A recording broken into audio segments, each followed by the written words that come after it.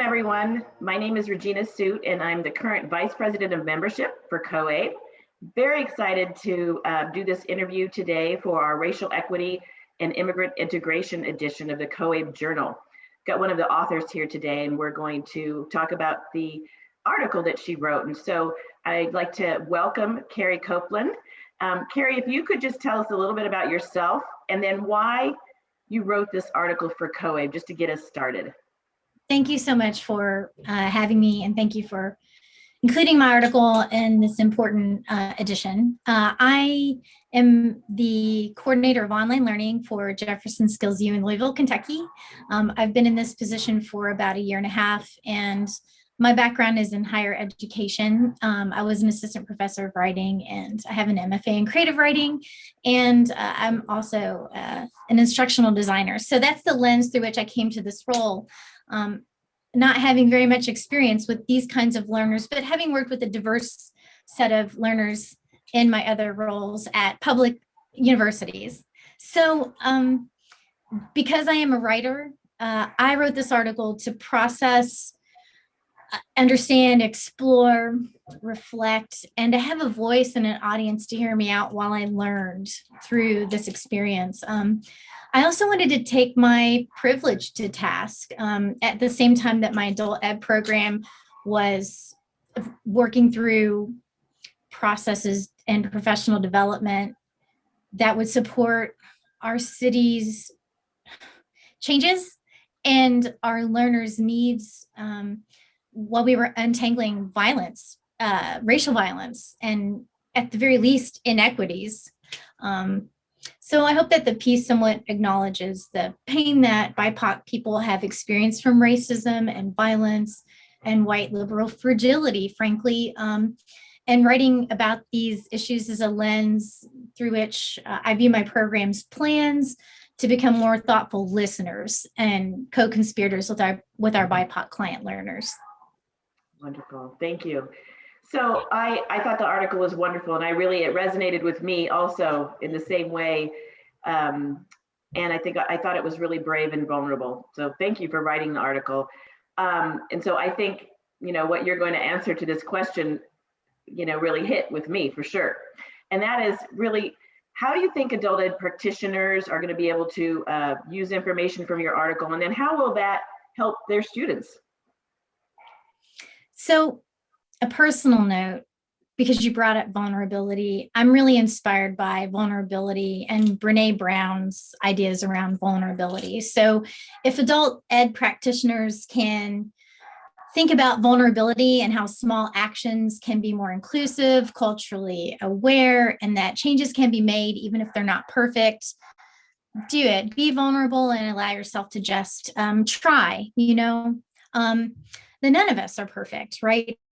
And that white fragility and privilege, it's real, it's there, it exists, and that none of us, it's uncomfortable, so being willing to plan things, even if they're not exactly right, or you're not sure how it's going to land. And then I think listening to BIPOC staff and our BIPOC client learners, and that focus on listening instead of just output. Working toward a more collaborative, thoughtful relationship with our client learners that are BIPOC and listening. I feel like I said listening 5 times, but that seems like something that I'm always working on, and I feel like that's so important. It is really important, Carrie. And could you just, for the sake of some listeners, define BIPOC for us? Oh gosh, I don't know that acronym, but it's, do you know exactly the acronym? I think it's Black Indigenous People of Color. Right, yeah. Thank you. Yeah. All right, well, so next to on to our next question. So what do you hope readers take away from this, besides listening better? Thank you. So I did a response to this question because you all did a really nice job of prepping me for what to expect. So I'm just going to read a few of these sentences directly from my notes.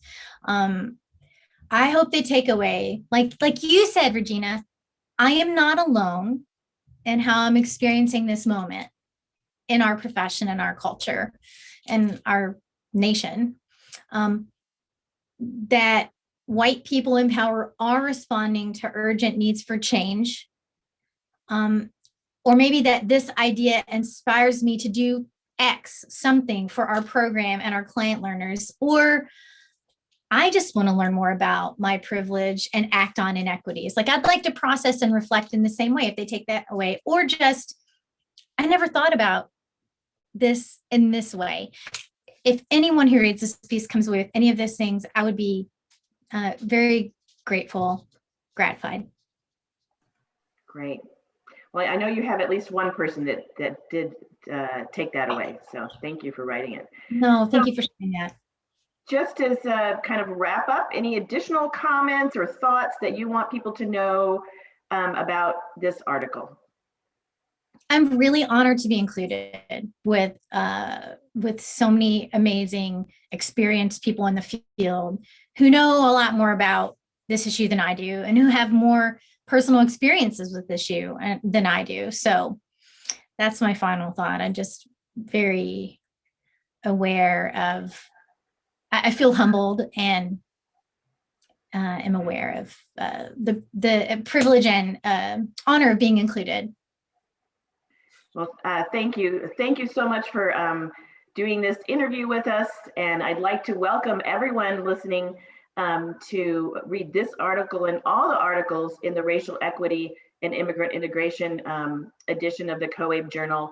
And to do that, just go to www.coabe.org and click on the Journal tab, where you can buy individual articles or the entire journal in entirety.